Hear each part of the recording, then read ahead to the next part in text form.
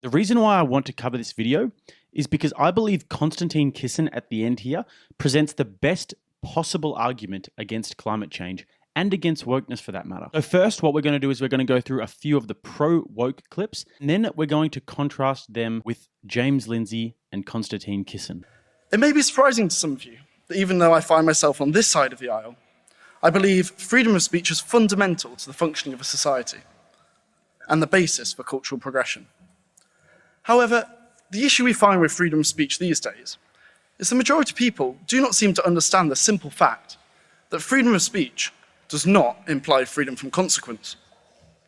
Here's how I see it. Anybody here is well within their rights to stand up and shout abuse at a bouncer in a queue.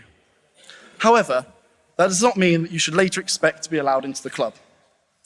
Kanye West was well within his rights to make anti-Semitic comments on Twitter, as were Adidas when they abandoned him and took away a huge chunk of his earnings. How radical really are the views associated with the word woke? A poll from YouGov in mid-2021 did some research into what views people most commonly associate with the word woke. Topping the list of evil, radical, woke sins were the support of Black Lives Matter, equality for LGBTQ+, and the removal of statues of slave traders. So as you can see, our friend here makes a very sophisticated argument. Freedom of speech doesn't mean freedom from consequence. Wow, never heard that one before. Freedom of speech has never meant freedom from consequence. Nobody thinks it means that. I'll tell you what else freedom of speech means. Freedom of thought. Freedom to be able to express yourself in the world and freedom to be able to not have to self-censor. And in fact, the acknowledgement of freedom of speech and freedom of ideas and freedom of expression is the most tolerant mindset that one can actually adopt. And I'm really glad that he raised the point that woke activists, they just care about, BLM and LGBTQ rights and tearing down these evil statues. It's not at all like BLM are self-proclaimed trained Marxists. We are trained Marxists. It's not like you could go on their website at one stage and they literally say that their aim is to tear down Western civilization and the nuclear family. It's not like that at all. It's not like they were funded by gigantic corporate globalist interests, and their leaders definitely did not go and buy mansions with all the donation money. No. They're just simply benevolent people. Now, the next wokey we're going to have a look at is Yasmin Benoit, a she-her British model and award-winning asexual activist, and also the founder of the UK's first asexual rights initiative. And now, for those of you who don't know, asexual just means that you're not attracted to anyone, which by definition means it doesn't affect anyone. My only real point of contention with it is that it just sounds super boring, that's all. In a short space of time, we've gone from having hashtags like #StayWoke, which derived from Black American protesters pleading for people to be more conscious of inequalities, to phrases like go woke, go broke, encouraging multi-million-pound corporations to stop caring about inequality, which sounds kind of counterproductive to me. Because isn't that what woke really is when you break it down? Caring. Can caring go too far? Think again, sunshine. You don't understand it. You don't understand it. And you're not that good. As a Black woman, as an asexual activist, I've been told that I am the epitome of wokeness going too far. Everything that I am, everything that I do is symptomatic of our society going down the drain. And the fact that I use new words that aren't actually new and speak about concepts that are actually hundreds of years old but seem new, and wave unfamiliar flags and fall within the plus section of the alphabet mafia is all a step too far. But I'm happy to join the leagues of others who have gone too far in the name of equality or wokery, because our society would be a lot worse without woke people of the past. I mean, take a rather popular example. Martin Luther King, who will one day live in a nation where they will not be judged by the color of their skin, but by the content of their character, who is held to very high esteem now, but had a nearly 75% public disapproval rating, according to a Harris poll in 1968, which was the year of his death. Despite being famously nonviolent, he was relentlessly prosecuted and attacked, supporting issues like desegregation and workers' strikes, women's right to vote, combating poverty was seen as being a step too far, and he was assassinated for it. But so many issues that they were tackling then are still hardly addressed issues in modern times. How can wokeness go too far when it's still just a conversation. A conversation that isn't as new as discourse makes it out to be. A conversation trying to change issues that still haven't been solved. We could debate for hours about what too far means, but I'm sure we could all agree that for something to go too far, it has to actually go somewhere. And I mean, we live in a society where the wealth divide is widening, even more so for ethnic minorities and women. Conversion therapy for LGBTQIA plus people is still legal. Trans people are waiting up to 3 years for a first appointment at a gender clinic. Black women are 4 times more likely to die in childbirth than white women, and rape prosecutions in England and Wales have fallen by 70% despite the Me Too movement, even though more sexual assaults are being recorded. There's going to be some outliers, some extremes, and I'm sure that the opposition is going to zoom in on those examples because outliers is all they really have, because nothing that substantial has happened. Let's have a look through some of her points of contention. The wealth gap is increasing for minorities and women. How is being woke going to help that? All of the biggest corporations in the world are wokies. In fact, much of the time, they masquerade their ill deeds behind the veil of social justice and behind the veil of being woke. This causes people like yourself to not dig any deeper into what they're doing because they put a rainbow on their logo for Pride Month. Trans people are waiting up to 3 years for a surgery. What do you suggest, Yasmin? Do you suggest we push all of these people in line, maybe in front of all those cancer patients and all of the people who haven't been treated over the last few years because of lockdowns and because of the inefficiency of your NHS system? Hell, let's just push past them. Next up, we're going to have a look at James Lindsay, who is actually too smart for his own good. He does something very clever here. See if you pick up on it. With all due respect, thank you for the invitation, but this debate is absurd. It is absolutely absurd. It is what Habermas would refer to as a performative contradiction to hold this proposition that woke culture can go too far. Because to say that woke culture can go too far is to side with the status quo.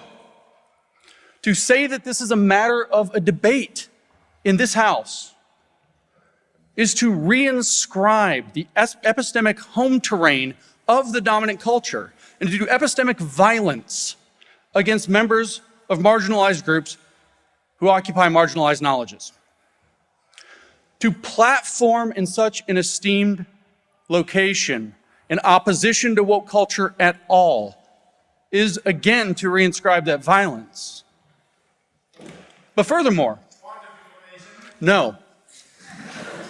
In fact, to interrupt someone speaking on behalf of social justice is again to reinscribe violence and do epistemic injustice to people who are fighting to end oppression.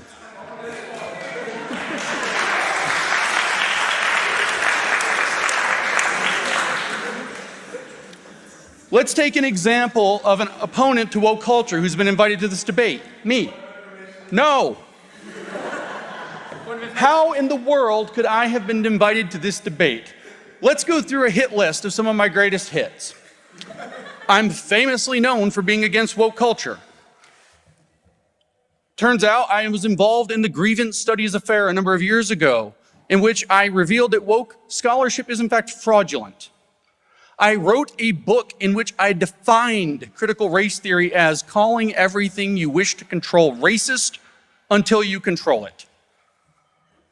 I'm at the center of identifying the sexualization of children through queer theory as groomer behavior. He's actually on the wokey side. He comes out with some brilliant satire. He does a good little expose of some of the ridiculousness of wokeness. And then he actually turns and attacks himself. It's super clever, so kudos to James. And for those of you who don't know James Lindsay, he's the author of Cynical Theories, an absolutely amazing book. I definitely recommend it. I'll leave that link in the bio. And then what James Lindsay does next is very, very complicated. He basically debunks wokeness and in a very complicated and intellectual way explains the history of it, the roots of it, how it manifests today, and the ideological perversion of the idea. So it would be too much for me to go over now, but if I get enough requests in the comments, I'll go through that entire speech and I'll systematically break down all of the different ideas, take you guys through the history of wokeness and political correctness all the way back to Marxism and then back to where we're at today. So like I said, only if I get enough requests in the comments and if you guys are interested enough, will I do that video. Moving on now, guys. Konstantin Kisin, host of Trigonometry Podcast. Now, I didn't really know too much about him before this, but now I'm a massive fan. I think that the argument he's about to make is one of, if not the strongest argument against why the whole woke climate change narrative is just completely ridiculous. Here it is. Now, I want to talk to those of you who are woke and who are open to rational argument. A small minority, I accept. Because one of the tenets of wokeness is, of course, that your feelings matter more than the truth. But I believe in you. I believe there are those of you here who are woke, who are open to rational argument, so let me make one. We are told that your generation cares more than any other about one issue in particular, and that issue is climate change.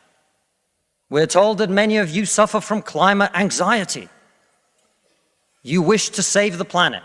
And for tonight, and tonight only, I will join you. I will join you in worshipping at the feet of Saint Greta of climate change.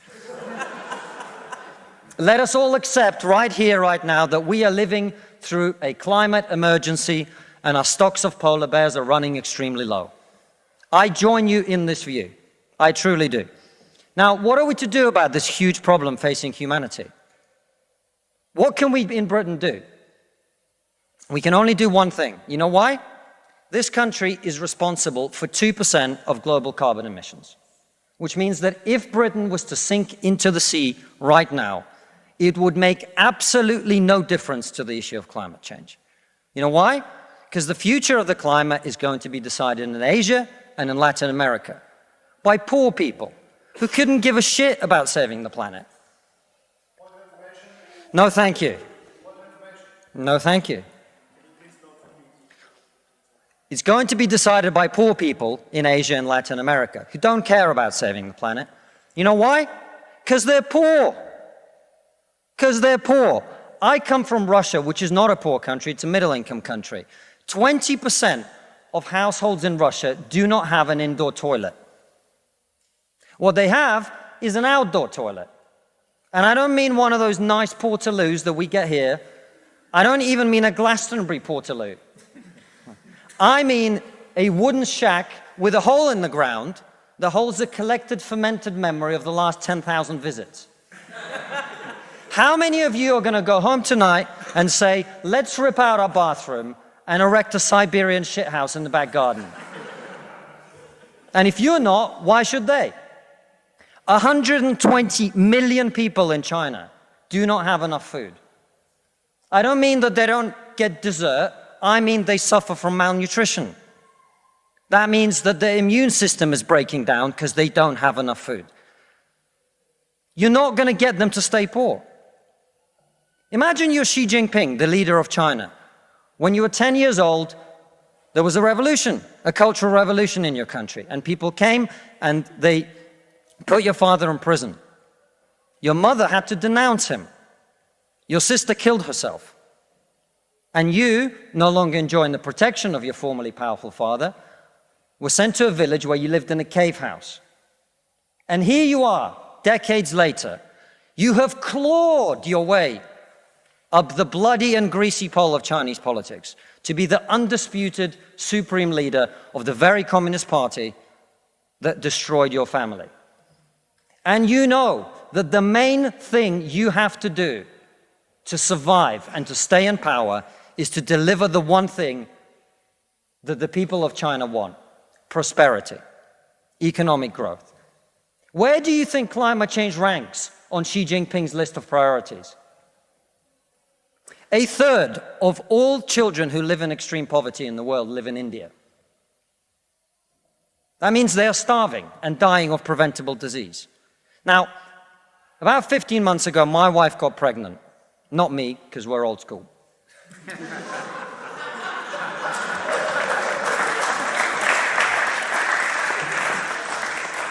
And for 9 months, we talked about what our boy would look like, what he might do when he grows up. We looked at baby scans and videos on YouTube about what the fetus looks like at 9 months and 12 months and 20 months. And eventually he was born. And he is this cute little bundle of joy. He's cuter than about 80% of puppies. Right? Now, if you said to me that I had a choice, either my son had a serious risk of starving or dying from a preventable disease in the next year, or I could press a button and he would live. He would go to school. He would bring his first girlfriend home. He'd go to university and graduate and become a woke idiot.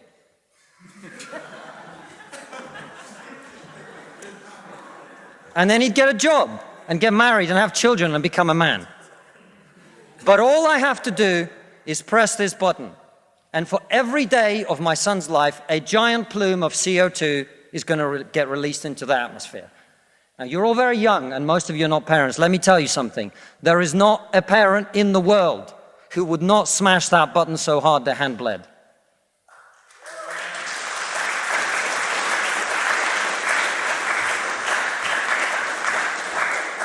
You are not going to get these people to stay poor. You're not even going to get them to not want to be richer. And so, I put it to you, ladies and gentlemen, there is only one thing we can do in this country to stop climate change. And that is to make scientific and technological breakthroughs that will create the clean energy that is not only clean, but also cheap.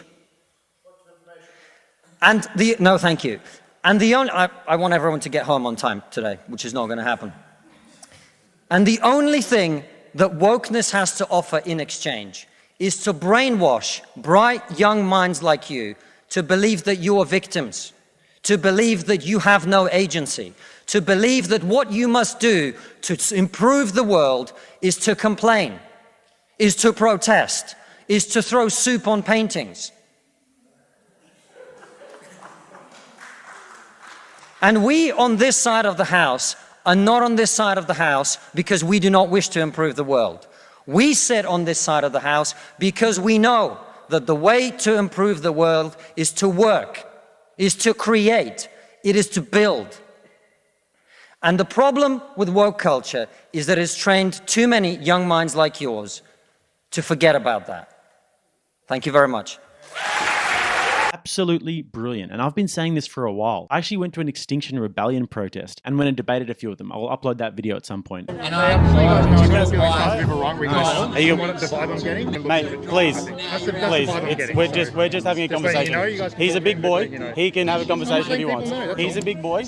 You can take a step back. He can have a conversation if he wants, okay? And basically one of the things that I was saying, when I do a cost-benefit analysis of the goals of Extinction Rebellion, it seems ridiculous to me because countries like India and China will not come to the party. And they are the biggest contributors to this supposed existential problem. So if they're not going to come to the party, why are we going to stop our way of life? And why are we going to completely crumble our economies, which will ultimately just lead to societal destruction on our part? They will get much stronger. They will become the new superpowers of the world. And then all of this social justice stuff that we did would have been in vain anyway. The only way forward is ingenuity and entrepreneurship. We need to keep building and getting stronger. And by the way, all of the doomsday predictions of the past have pretty much all been wrong. All of the dehumanists, the population bomb, Al Gore's inconvenient truth, all wrong. I'm talking, of course, about Man-Bear-Pig. As we developed and third world countries got richer, infant mortality went down. The earth is actually getting greener. Once people are lifted out of abject poverty, they start actually caring more about the environment. And the list goes on and on and on. So don't be fooled by those highfalutin global elites sitting on their high horses in Davos telling us about how we can't eat a steak. Because at the end of the day, guys, it doesn't take a genius to understand that if you peel back the layers, these giant global agendas tend to come back to money and power. If you think that all of the richest oligarchs in the world are gathering in the Swiss Alps to talk about how they can help the little guy, you are kidding yourself. Thank you so much for watching, guys. If you liked that clip, click here to watch another one. Otherwise, make sure you subscribe to Rattlesnake TV and hit that notification bell to make sure that you never miss a beat. Until next time, I'm Jake. This is Rattlesnake TV.